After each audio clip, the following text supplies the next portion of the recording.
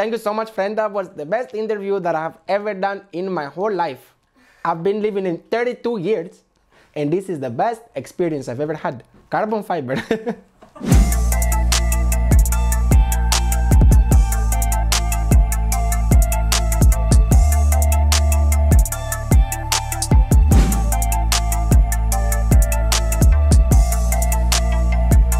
Δεν ήθελα να ανεβώ για να με δουν εκείνοι, μα για να δω εγώ τον κόσμο.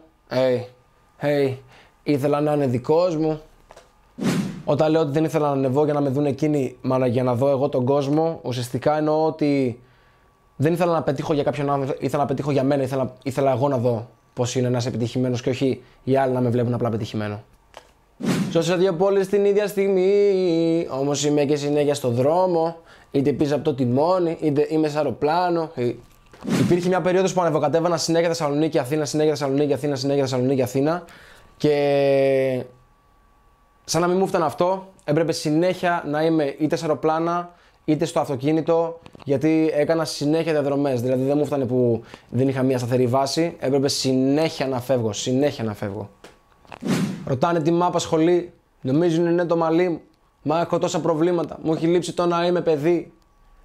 Ουσιαστικά σημειώνω το ότι ο κόσμος νομίζει ότι τα μόνα πράγματα που με απασχολούν είναι το μαλλί μου και το πώς φαίνομαι, ενώ ειλικρινά μέσα από αυτή τη δουλειά που είχα 1000 ευλογίες, είχα και άλλα 1000 προβλήματα και τον τελευταίο χρόνο είχε σοβαρέψει τόσο πολύ η ζωή μου που δεν είχα τον χρόνο και την διάθεση να ζήσω τίποτα σχετικό με την ηλικία μου, με είτε 17 χρονών, είτε 18 χρονών, είτε 19 χρονών, και ένιωθα ότι κάπως το έχω στερηθεί να νιώθω αυτή την ανεμελιά, αυτή την αγνότητα που νιώθει ένα παιδί. Γι' αυτό και πάω στα σχολεία μου, πας και με εδώ εκεί και θυμηθώ τα όνειρα που έκανα στα διαλύματα. Αυτό είναι κάτι που έγραψα διότι λίγο καιρό πριν γράψω αυτό το τραγούδι είχα επισκεφθεί ένα παλιό σχολείο ουσιαστικά που πήγαινα, το καλλιτεχνικό, το γυμνάσιο, και είχα πάει εκεί πέρα και απλά κοιτούσα την αυλή και μου ξυπνούσαν τόσες ωραίες αναμνήσεις.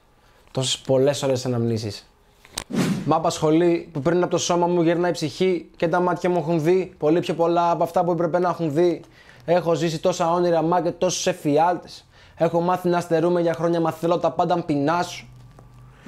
Νιώθω ότι πραγματικά ορισμένες στιγμές σκέφτομαι και πράττω λες και είμαι πολύ μεγαλύτερος από την ηλικία μου και ίσως με προβληματίζει αυτό μερικές φορές, ή με προβλημάτιζε βασικά, γιατί τώρα πιστεύω ότι έχω έρθει σε αρκετή ισορροπία με τον εαυτό μου.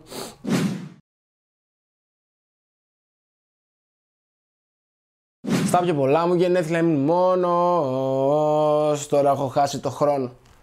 Με αυτό ήθελα να πω ότι στα πιο πολλά μου γενέθλια ήμουν μόνος, διότι κάθε χρόνο περίμενα να έρθουν τα γενέθλιά μου. Φέτος ούτε καν κατάλαβα πότε ήρθαν τα γενέθλιά μου και δεν είχε καμία σημασία, γιατί οι μέρες που έτυχε να ζήσω και μέσα στο καλοκαίρι και όλο τον υπόλοιπο χρόνο θύμιζαν πάρα πολύ τα γενέθλιά μου, όλες αυτές τις επιτυχίες και όλες αυτές τις χαρές που είχα.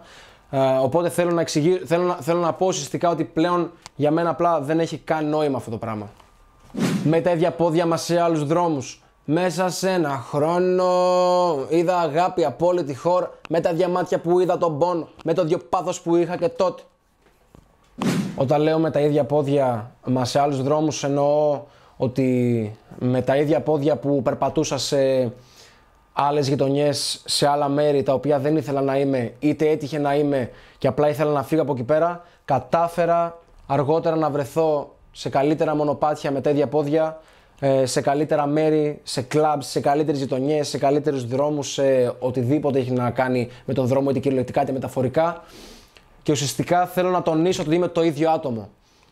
Ο επόμενος στίχος που λέει «Είδα αγάπη από όλη τη χώρα», είχα την τεράστια τιμή να γυρίσω μέσω της δουλειάς μου και μέσω των τραγουδιών μου και να κάνω αυτό που αγαπάω, να μου δείχνει αγάπη όλη η χώρα και εκτός της χώρας, Γερμανία και Αμερική που έτυχε να πάω.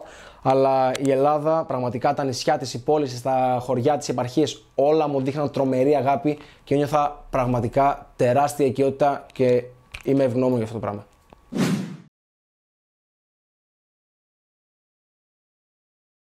Δεν μιλάω για τα σχέδιά μου και το τι θα κάνω. Αν σ' αγαπάω θέλω το καλό σου μέχρι να πεθάνω. Θα μ' αγαπάνε οι φίλοι μου και αν όλα τα χάσω. Θα μ' αγαπάει η γυναίκα μου και αν δεν έχω φράγκο.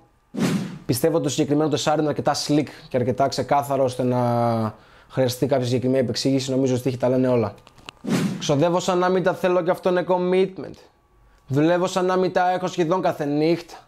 Σκασμένος από το αλυσίδι και βλέπω κομίτες. Τον αστερισμό του Ορίωνα στις πυραμίδες. Όταν λέω ότι ξοδεύω σαν να μην τα θέλω και αυτό είναι commitment, ουσιαστικά είναι commitment στο γεγονός ότι δεν θα ξαναγίνω φτωχός. Γιατί όσο και να ξοδέψω, θα δουλέψω και είμαι committed στο να έχω πάντα λεφτά. Το ότι δουλεύω σχεδόν κάθε νύχτα ισχύει. Δουλεύω σχεδόν κάθε νύχτα, δηλαδή 7 μέρες που έχει εβδομάδα δουλεύω τις 5 και από τις 5 κάθε εβδομάδα μπορώ να φτιάχνω 3 με 4 τραγούδια. Σκασμένος από το αλυσίδι και βλέπω κομίτες που λέω το αλυσίδι είναι το LSD, το οποίο σε βοηθάει να έχεις visuals και τέτοιες ιστορίες και σε φέρνει σε πολύ πιο άμεση επαφή με το διάστημα και με αυτά. Και ο επόμενος στίχος είναι από ένα ντοκιμαντέρ που είχα δει για τις πυραμίδες της Αιγύπτου στο Κάιρο, που ουσιαστικά οι πυραμίδες είναι χτισμένες ανάλογα με τον αστερισμό του Ορίωνα. Η πιο ψηλή πυραμίδα είναι το πιο λαμπερό αστέρι του αστερισμού του Ορίωνα και αντίστοιχα η πιο κοντή είναι το πιο dimmed αστέρι. Έκανα τα του το 679, το έκανα και chain γιατί στα 17 πούλησα βρωμά για να βρω λεφτά να τα δώσω στο Skype. 5 Σεπτεμβρίου 2017 πήρα με φωτιά, όλο μου το gram γέμισε με fans και μου στέλνανε μόνο αγάπη, το λέω και ανατριχιάζω. Έκανα τατουάζ και chain το 679 γιατί πραγματικά σημαίνει πράγματα για μένα. Δεν σήμαινε σχεδόν τίποτα για μένα πέρα από ένα απλό ψευδόνυμο και ένα απλό tag που είχα όταν έκανα graffiti και ουσιαστικά έκανα tribute στο πρώτο μου mixtape. Αλλά μετά από και πέρα και στιγμάτισε και την καριέρα μου, διότι ήταν το πρώτο μου κομμάτι μεγάλο και το πρώτο μου mixtape και μου θυμίζει το από πού ξεκίνησα και θέλω να έχω πάντα κάτι να μου θυμίζει από πού ξεκίνησα για να μην ξεχνάω που πηγαίνω. Επειδή κιόλας αυτό το mixtape για να καταφέρω να το έχω στα χέρια μου ήταν η πρώτη επαγγελματική δουλειά που έχω κάνει και έπρεπε πραγματικά να βάλω ένα budget σε εισαγωγικά γιατί για τότε δεν είχα τίποτα. Ήξερα ότι έπρεπε να κάνω κάτι, να χασλάρω ώστε να πάρω λεφτά, να τα δώσω στο Skype για να μου μιξάρει το mixtape και να το ηχογραφήσω κιόλας. 5 Σεπτεμβρίου του 2017 ήταν το official release του mixtape και θυμάμαι να είμαι στο κινητό μου στο Instagram και απλά να σκάνε από εκεί πέρα που έσκαγαν ας πούμε π.χ. 5 μηνύματα τη μέρα, 3 μηνύματα τη μέρα, εκείνη τη μέρα να έχουν σκάσει 150 μηνύματα από fans, να μου στέλνουν την αγάπη τους. Τότε απαντούσα σε όλους. Και απλά θυμάμαι να λέω ότι έχω μπει στην τελική ευθεία. Αυτή ήταν η απεξήγηση του κομματιού μου με τα ίδια μάτια. Ευχαριστώ πάρα πολύ την εκπομπή Apex και όλους εσάς που καθίσατε και την παρακολουθήσατε. Now you know what is going on in my head. I'm just kidding you.